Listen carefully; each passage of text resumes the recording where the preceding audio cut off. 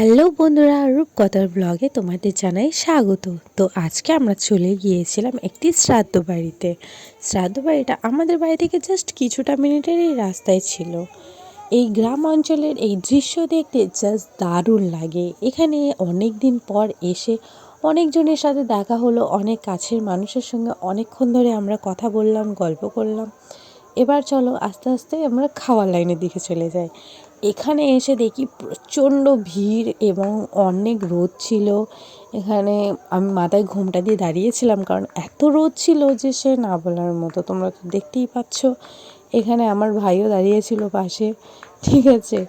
ওদিকে আরও অনেকজন ছিল আমাদের সাথে, এদিকে এরাও আসছে আরও লোক বাড়ছে। চলো আমরা খাবার দিকে চলে যাই। তো খাবার দিকে এসে দেখি এখানে প্রচণ্ড পরিমাণে অনেক লোকজন হয়েছিল, কারণ 2 থেকে 2,500 মতো লোকের ব্যবস্থা করা হয়েছিল। দুধারে দুটো প্যান্ডেল করা হয়েছিল।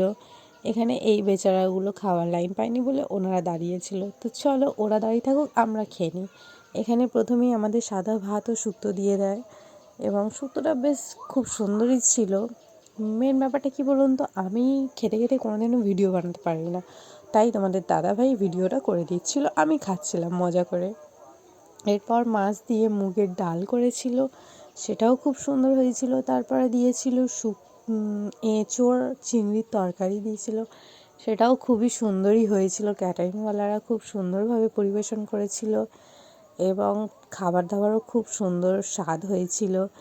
মাছের এই পেটির এই যে জুসি ভাব মতো ছিল, জাস্ট খুবই টেস্টি ফুল ছিল। ঠিক আছে, তোমরা না খেলে বিশ্বাস করতে পারবে না। এখানে তোমার দাদাভাইও খাচ্ছিল এবং আমিও ছিলাম।